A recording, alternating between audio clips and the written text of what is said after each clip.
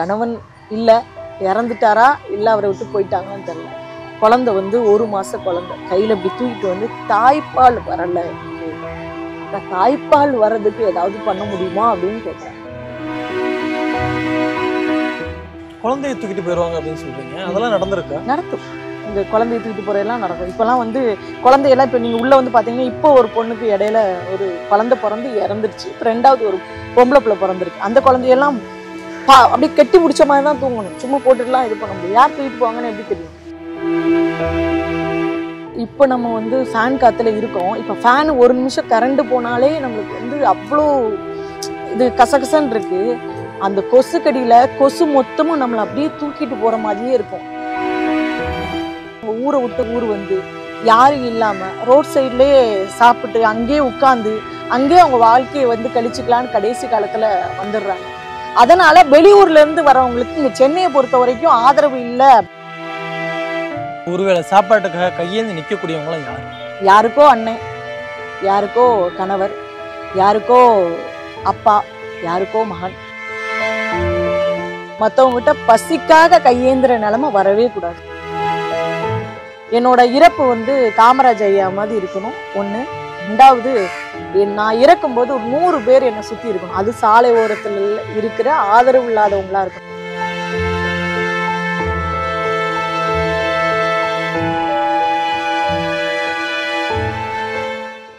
வணக்கம் உமாக்கா. வணக்கம். எப்படி இருக்கீங்க? நல்லா இருக்கு. ரொம்ப நீங்கள் பண்ணக்கூடிய அந்த விஷயங்களை பார்த்துட்டு ரொம்ப நெகிழ்ந்து போய் நின்றுட்டுருக்கோம். கிட்டத்தட்ட எத்தனை வருஷமாக இப்படி உணவு கொடுத்துட்ருக்கீங்க? எத்தனை பேருக்கு கொடுத்துருப்பீங்க? நான் உணவு கொடுக்கறது ஒரு பெரிய பாக்கியமாக கருதுறேன். உணவு கொடுத்தது இது வரைக்கும் ஒரு 10 லட்சத்துலேருந்து ஒரு 12 லட்சம் பேருக்கு என் கையால் உணவு கொடுத்துருப்பேன். உணவு கொடுக்கறது ஒரு பெரிய விஷயமா நீங்கள் வியந்து பார்க்குறீங்க. எனக்கு உணவு கொடுக்கறது நான் வந்து கடமையாக நினைக்கிறேன். சாலை ஓரத்தில் இருக்கிற மக்களுக்கு வந்து உணவு கொடுக்குறது நம்மளோட கடமை. அவங்க பசியோடு இருக்காங்க, பசிச்சவனுக்கு உணவு கொடுக்குறது நம்மளோட கடமை. நம்ம வந்து வளர்ப்பு பிராணிகளுக்கு கொடுக்கக்கூடிய அந்த கௌரவம், அந்த மரியாதை இருக்குல்ல, அது ஏன் சக மனுஷங்களுக்கு கொடுக்க தவறிட்டோம்? ஏன்னா ரோட்ல கிடைக்கிற இடங்கள்ல உட்காந்து தட்டேந்தி வாங்கி சாப்பிட்டுட்டு இருக்காங்க. இதை பார்க்கும்போது ஏன் நம்ம வந்து நம்ம கூட இருக்கக்கூடிய சக மனுஷங்க நம்ம அந்த மரியாதையை கொடுக்கல? மரியாதை அப்படிங்கிறது வந்து இருக்க இடம் பொறுத்து இல்லை, அவங்களுக்கு வேற வழி இல்லை. சாலை ஓரத்தில் இருக்க மக்களுக்கு மரியாதை கொடுக்கல, கிடைக்கல அப்படிங்கிறது ஒரு வகையில் உண்மைதான். ஒரு வகையில் அது உண்மைதான். இன்னொரு வகையில் அவங்களுக்கு தெரிஞ்சவங்க, இப்போ எங்களை மாதிரி சமூக ஆர்வலர்கள் ரொம்ப பேர் அவங்கள மதித்து அவங்களுக்கு வந்து சாப்பாடு வந்து நம்ம வீட்டில் எப்படி வந்து உட்கார வச்சு சாப்பாடு போடுறவங்களும் ரொம்ப பேர் இருக்காங்க. எங்களுக்கு வந்து உட்கார வச்சு சாப்பாடு போட்டனால நம்ம தட்டு இது பண்ணி தட்டில் கொடுக்குறோம். அவங்களுக்கு ஏன் அந்த உரிய மரியாதை கொடுக்கலான்னு அவங்க ஊரை விட்டு ஊர் வந்து யாரும் இல்லாமல் ரோட் சைட்லேயே சாப்பிட்டு அங்கேயே உட்காந்து அங்கேயே அவங்க வாழ்க்கையை வந்து கழிச்சுக்கலான்னு கடைசி காலத்தில் வந்துடுறாங்க. அதனால வெளியூர்ல இருந்து வரவங்களுக்கு இங்கே சென்னையை பொறுத்த வரைக்கும் ஆதரவு இல்லை அப்படின்னு சொல்ல முடியாது. அந்த மரியாதை கொஞ்சம் குறைவாக தான் இருக்குது. இந்த சாலை ஓரத்தில் இருக்க மக்கள்னாலே இப்போ ஒரு டீ கடையில் போய் நின்று இப்படி சாப்பாடு அப்படின்னு கேட்டால் கூட கையில் காசு இருந்தால் கூட என்ன வேணும் அப்படின்னு அந்த கேட்குற அந்த டோன் வந்து கொஞ்சம் குறைஞ்சிருக்கு. ஆனால் இவங்க ஒவ்வொருத்தருடைய முகங்களை பார்க்கும்போதும் ஒவ்வொரு முகங்களுக்கு பின்னாடி ஒவ்வொரு கதைகள் நம்மளால யூகிக்க முடியுது. அவங்க எப்படி வாழ்ந்திருப்பாங்க, எப்படியெல்லாம் வந்து உறவுகளோட பின்னி பிணைஞ்சு அவங்களுடைய வாழ்க்கை வந்து ஒரு வழியில் போயிட்டு இருந்திருக்கும் இல்லையா? ஏதோ ஒரு ட்ராக்ல தடம் மாறி இப்படி சாலைகளில் நடு ரோட்டில் பிளாட்ஃபார்மில் வந்து உட்காந்துட்டு படுத்துக்கிட்டு கிடைக்கக்கூடிய இடங்கள்ல தங்கி கொடுக்கக்கூடிய சாப்பாட்டை வாங்கி சாப்பிட்றது உங்களுக்கு எப்படி இருக்கு? முதல்ல இதெல்லாம் பார்க்கும்போது எந்த ஒரு சக மனுஷனுக்கும் இந்த மாதிரி ஒரு நிலைமை, மற்றவங்ககிட்ட பசிக்காக கையேந்திர நிலைமை வரவே கூடாது. என்னோட மைண்ட் செட். நான் இதை ஏன் உணர்றேன் அப்படின்னா, நான் சென்னைக்கு முதல்ல வரும்போது 3 நாள் ரோட் சைடில் தங்கியிருக்கு. ஏன் இந்த சாலையோர மக்களுக்கு மேலே இவ்வளோ அன்பும் பாசம்னா, அந்த 3 நாள் அந்த ரோட் சைடில் எல்லாருக்கும் இப்படி கியூவில் நின்று எப்படி சாப்பாடு வாங்கி இப்போ என்கிட்ட எல்லாரும் சாப்பிட்டுட்டு இருக்காங்களோ, அதே போல் நான் கியூவில் நின்று நம்ம Egmore bus stand, Egmore railway ஸ்டேஷனில் நின்று சாப்பாடு வாங்கி சாப்பிட்ருக்கேன். அந்த உணர்வு வந்து இப்போ எனக்கு இருக்குது. இப்போ சக மனுஷங்க எல்லாருமே உட்காந்து சாப்பிடும்போது ஒவ்வொருத்தங்களும் ஒவ்வொரு கதையை சொல்லுவாங்க. நான் ஏதோ தெய்வாதீமாக வந்து ஒரு கம்பெனியில் சேர்மனாக, இன்னொரு கம்பெனியில் சிஇஓவாக பொறுப்பேற்று ஒரு நல்ல நிலைமைக்கு வந்து ரொம்ப வருஷமாக வேர்ல்ட் ரெக்கார்டில் ஒர்க் பண்ணி இப்போ 4 பேருக்கு சாப்பாடு கொடுத்து தர்மம் எடுத்து சாப்பாடு கொடுக்குற அளவுக்கு நிலைமைக்கு வந்துட்டேன். ஆனால் இந்த மக்களால் வர முடியல. என்ன காரணம் அப்படின்னா, ஒரு வேலை வந்து கிடைக்க மாட்டேங்குது அவங்களுக்கு. அது வந்து கிடைச்சா கூட அவங்க ஒரு சில பேர் தக்க வச்சுக்க மாட்டேங்காங்க, ஒரு சில பேருக்கு வேலை அமைய மாட்டேங்குது. அதனால தான் வர வழி இல்லை. ஒருவேளை சாப்பாட்டுக்காக கையேந்து நிற்கக்கூடியவங்களாம் யார்? யாருக்கோ அண்ணன், யாருக்கோ கணவர், யாருக்கோ அப்பா, யாருக்கோ மகன், அதே போல் யாருக்கோ அம்மா, யாருக்கோ மனைவி. யார் யார் உறவு அப்படிங்கிறது நம்மளுக்கு எதுவுமே தெரியாது. என்னை பொறுத்த வரைக்கும் அவங்க எல்லாரும் சக மனுஷங்க. எனக்கு கூட பிறந்த அண்ணன் தம்பியில் எப்படி பார்ப்போமோ அப்படி தான் நான் இந்த நிமிஷம் வரைக்கும் அவங்க எல்லாரையுமே பார்க்குறேன். நீங்கள் நார்மலாக இப்போ நீங்கள் பார்த்தாலே தெரியும், அக்கா எனக்கு இது வேணும் அது வேணும்னு என்கிட்ட உரிமையாக, எனக்கு துணி வேணும், எனக்கு வந்து சேவிங் பண்ணணும், எனக்கு வந்து இது வேணும் அது வேணும்னு உரிமையாக என்கிட்ட கேட்பாங்க. கடந்த இந்த ஒரு 6 வருஷ காலமாக நான் அவங்களுக்கு வந்து ஒரு சகோதரியாக, ஒரு குழந்தையா இந்த ரோட் சைடில் வாழ்ந்துட்டு. சென்னை வந்த புதிதில் பிளாட்ஃபார்மில் தான் தங்கி இருந்தேன் அப்படின்னு சொல்லியிருந்தீங்க. அந்த 3 நாட்கள் அது எப்படிப்பட்ட ஒரு வலி மிகுந்த? இப்போ நம்ம வந்து ஃபேன் காற்றுல இருக்கோம். இப்போ ஃபேன் ஒரு நிமிஷம் கரண்ட் போனாலே நம்மளுக்கு வந்து அவ்வளோ இது கசகசன்னு இருக்குது. அந்த கொசு கடியில் கொசு மொத்தமும் நம்மளை அப்படியே தூக்கிட்டு போகிற மாதிரியே இருக்கும். அந்த வழியிலையும் பெட்ஷீட்டை அப்படி இழுத்து ஒரு சில நேரம் பெட்ஷீட்டை தூக்கிட்டு போயிடுவாங்க. இந்த கொடுமையெல்லாம் நான் அனுபவிச்சிருக்கேன். நான் கொண்டு போன பெட்ஷீட்டு, பேக் எல்லாமே திருட்டு போயிடுச்சு. அதனால தான் நான் ரோட் சைடில் அந்த அட்ரஸ்லாம் தொலைச்சி நான் இருந்தது.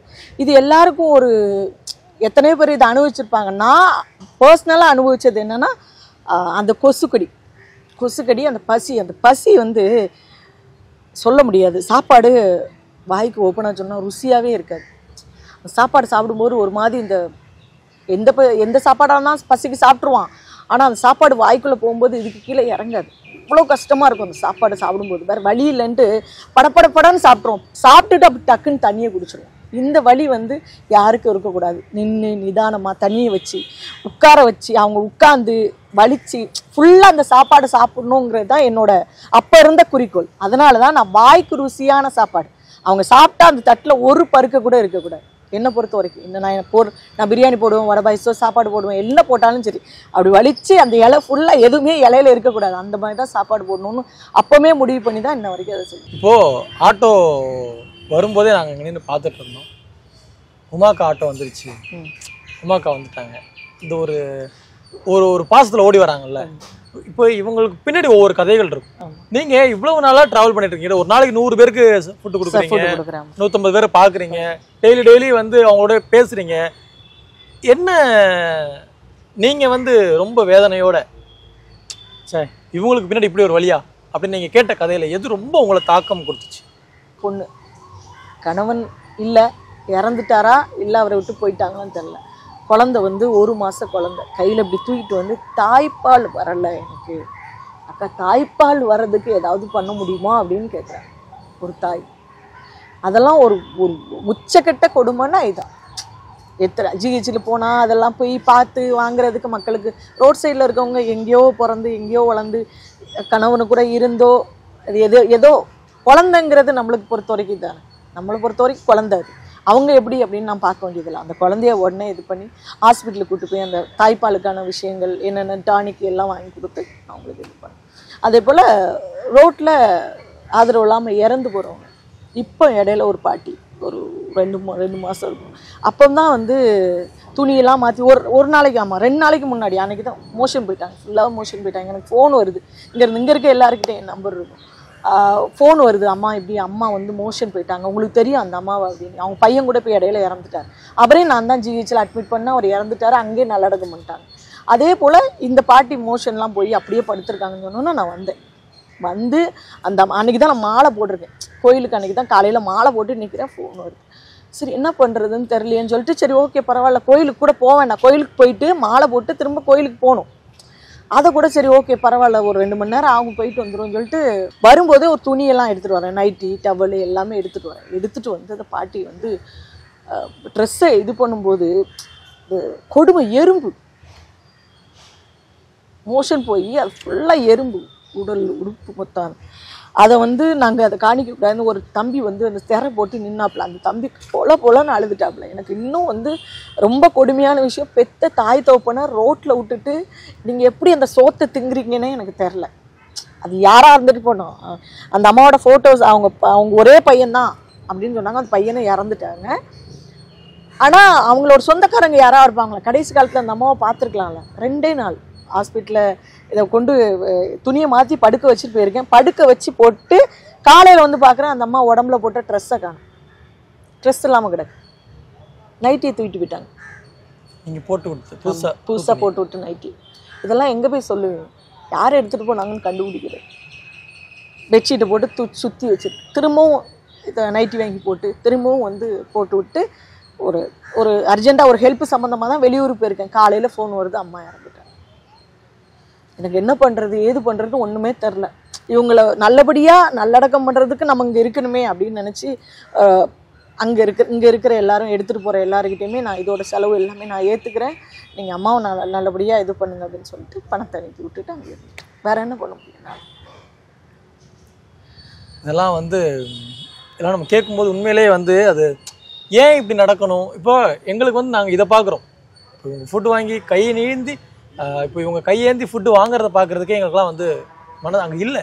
என்னால் அங்கே ப்ரெசன்ஸாகவே இருக்க முடியல, நான் தூரம் வந்துட்டேன். ஆனால் இவ்வளவு நிகழ்வுகள் நீங்கள் சொல்லக்கூடியது, அவங்க இறந்து கிடக்கிறத நீங்கள் பார்த்துருப்பீங்க. பச்சை குழந்தைய தூக்கிட்டு வந்து தாய்ப்பாலுக்காக காத்துட்டு இருந்த ஒரு அம்மாவை நீங்கள் பார்த்துருக்கீங்க. முதிர்ந்த நிலையில வந்து உடல் உயிர் பிரிந்த நிலையில அவங்கள தூக்கிட்டு போனதை பார்த்துருக்கீங்க. என்னெல்லாம் உச்சக்கட்ட வேதனையாக இருந்திருக்கும் உங்களுக்கு? இதையும் தாண்டின வேதனை? இதையும் தாண்டினா உயிர் போகிறது தான், பசியில் உயிர் போகிறது. இந்த குளிரில் மழை காலத்தில் பெட்ஷீட்டுக்காக எல்லாருக்கிட்டையும் கையேந்தி தர்மம் எடுப்பேன். மழை காலம் வந்தாலே என்னால் வீட்டில் இருக்க முடியாது, நான் ஒரு பைத்தியம். எல்லாரும் இப்போ நார்மலாக மக்கள் எல்லாரும் எங்களை என்ன சொல்லிட்டு இருக்காங்கன்னா, அவங்க ஒரு பைத்தியம், விளம்பர பைத்தியம், அவங்க எல்லாத்தையும் வந்து வீடியோ எடுத்து போடும். ஆமாம், உண்மைதான், நாங்கள் வந்து விளம்பர பைத்தியம் தான். இது மூலமாக 4 பேருக்கு நல்லது செய்யணுங்கிறக்காக நாங்கள் விளம்பரம் பண்ணுறோம். எங்களுக்கு 100 பெட்ஷீட் வேணும், 200 பெட்ஷீட் வேணும், நான் விளம்பரம் போடுவேன். அப்பா எனக்கு 100 பெட்ஷீட் வேணும், எனக்கு இது வேணும், எனக்கு பர்சனலாக எது வேணும் அது வேணும் நாங்கள் கேட்கலையே. எனக்கு மக்களுக்கு வேணும். மழை பெய்யுது, குளிரில் ரொம்ப பேர் விரைச்சி இறந்து போனதெல்லாம் நீங்கள் பார்த்துருந்தீங்கன்னா அந்த கையை காலெலாம் இப்படி இருக்கும், இப்படி இறந்து போனவங்களாம் நான் பார்த்துருக்கேன் குளிரில். அப்போது அந்த குளிரில் அவர் அன்னைக்கு ஒரு பெட்ஷீட் கிடச்சிருந்தா நல்லா வெதுன்னு இருந்திருந்தால் அவர் இறந்து போயிருக்க மாட்டாரோன்னு அந்த குற்ற உணர்ச்சி எனக்கு ரொம்ப வருஷ காலமாகவே இருந்துச்சு. அதனால தான் மழை வந்தால் மக்களுக்கு ஃபுட்டு கொடுக்கணும், பெட்ஷீட் வேணும், அவங்க பாதுகாப்பாக இருக்காங்கன்னு வந்து பார்த்துட்டு தான் வீட்டுக்கு போவேன். அதே போல் ஒரு சில அன்னைக்கு வீட்டுக்கே போக மாட்டேன், பஸ் ஸ்டாண்டுக்குள்ளே தான் இருப்பேன். அவங்களுக்கு என்னென்ன தேவை, குழந்தைங்களை யாரும் தூக்கிட்டு போயிடுவாங்க டக்குன்னு. அதனால் அவங்களுக்கு பாதுகாப்பாக மேக்ஸிமம் இந்த ஏரியா மொத்தமும் இந்த கோயம்பேடு அப்படின்னாலே சுற்றிட்டே தான் இருப்பேன் என்னால் முடிஞ்சது. குழந்தைய தூக்கிட்டு போயிடுவாங்க அப்படின்னு சொல்கிறீங்க, அதெல்லாம் நடந்திருக்கா? நடத்தும். இங்கே குழந்தைய தூக்கிட்டு போகிறதெல்லாம் நடக்கும். இப்போலாம் வந்து குழந்தையெல்லாம் இப்போ நீங்கள் உள்ளே வந்து பார்த்தீங்கன்னா, இப்போ ஒரு பொண்ணுக்கு இடையில ஒரு குழந்தை பிறந்து இறந்துருச்சு. இப்போ 2வது ஒரு பொம்பளை பிள்ளை பிறந்திருக்கு. அந்த குழந்தையெல்லாம் அப்படியே கட்டி பிடிச்ச மாதிரி தான் தூங்கணும், சும்மா போட்டுட்டுலாம் இது பண்ண முடியும். யார் தூக்கிட்டு போவாங்கன்னு எப்படி தெரியும்? எல்லா இடத்துலையும் சிசிடிவி இருக்கா என்ன? அதெல்லாம் பெரிய கொடுமை. இப்போ என்ன எனக்கு கேள்வினா, இவங்க என்ன பாவம் பண்ணாங்க, இவங்களுக்கு ஏன் இந்த நிலைமை வரணும் அப்படிங்கிறது இதெல்லாம் மாற்றவே முடியாதா? மாற்றவே முடியாது. கவர்மெண்ட் சைட்லேருந்து எல்லா அரசாங்கத்துக்கும் ஒரு சாலை ஓரத்தில் இருக்க மக்களுக்கு ஒரு விடுதி அப்படிங்கிறது இருக்குது. சாலை ஓரத்தில் எல்லாருக்கும் இல்லை, அதுக்கும் ஃபார்மாலிட்டிஸ் எல்லாமே இருக்குது. ஃபார்மாலிட்டிஸ் எப்படின்னா மெமோ போடணும், மெமோ போட்டு ஹோமில் போய் தங்கலாம். அந்த ஹோம்லேயே நல்ல ஃபுட்டு கிடைச்சா ஒரு சில பேர் அங்கேயே இருந்துடுறாங்க, தங்கி இருந்து அங்கேருந்து வேலைக்கு போகிறாங்க. ஒரு சில பேருக்கு இடம் இல்லை. இந்த கோயம்பேடை பொறுத்த வரைக்கும் தங்குறதுக்கு ரோட் சைடில் தங்கிட்டு அங்கேருந்து வேலைக்கு போய் குடும்பத்தை காப்பாற்றுறவங்க இங்கே ரொம்ப பேர் இருக்காங்க. இங்கே 100ல் 50% பேர் இந்த கோயம்பேடில் ரோட்டில் படுத்து இதில் கிடைக்கிற சாப்பாடை சாப்பிட்டுட்டு உழைச்சி குடும்பத்தை காப்பாற்றுறவங்க 50% பேர் இருக்காங்க. ஏதாவது ஒரு ஹராஸ்மெண்ட் அது மாதிரி எதிர்கொண்டிருக்கீங்களா? வெளிப்படையான ஹராஸ்மெண்ட் அப்படிங்கிறது வெளி உலகத்துக்கு தெரியாமல் ஃபோன் மூலமாக வந்திருக்கு. நாங்கள் வந்து மற்றவங்ககிட்ட யாசகம் எடுக்கிறதுக்காக எங்களோட ஃபோன் நம்பரை போடுவோம். எங்களோட நம்பர் மட்டும்தான் தெரியும் அவங்களுக்கு. நாங்கள் பேச்சுக்களோ நாங்கள் பேசுகிற அந்த வார்த்தைகள் கூட அவங்க காதில் விழாது. எங்களோட நம்பர், ஒரு பொண்ணு ஒரு நம்பர், அன்டைமில் வீடியோ கால் வர்றது, மெசேஜ் பண்ணுறது, அன்வான்டாக கால் பண்ணி பேசுகிறது, இந்த மாதிரி ஹராஸ்மெண்ட்டுங்கிறது.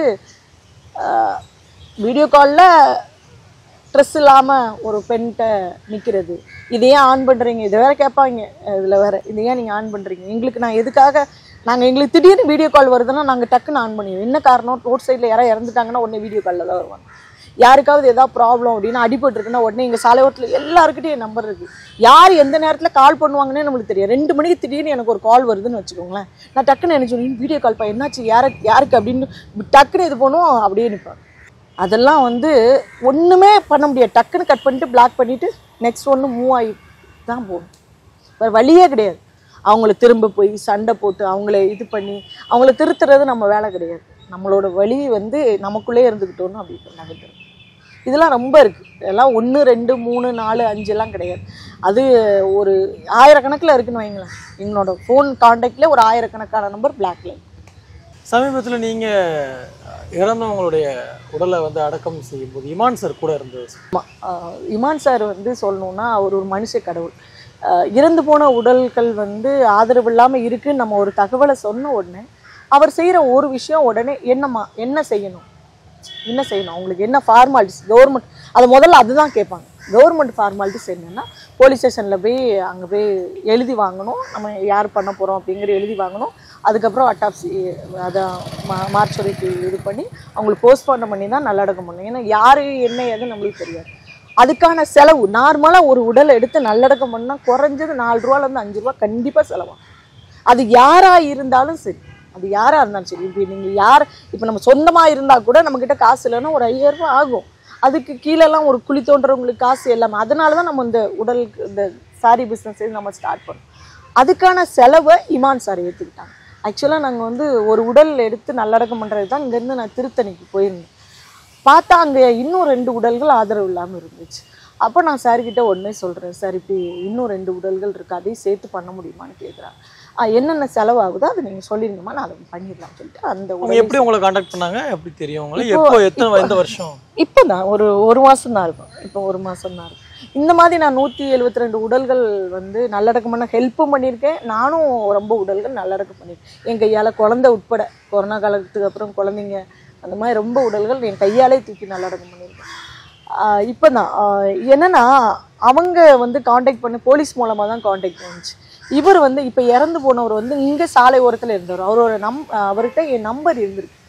இப்போ அங்கே போய் யாசகம் எடுக்கும்போது அங்கே இறந்துருக்காரு. உடனே போலீஸ் எனக்கு ஃபோன் பண்ணுறாங்க, இப்படி இவரோட பாக்கெட்டில் உங்களோட நம்பர் இருக்குது, நீங்கள் யாருன்னு அவரோட ஃபோட்டோ அனுப்பணுன்னு தான் எனக்கு அதிர்ச்சி.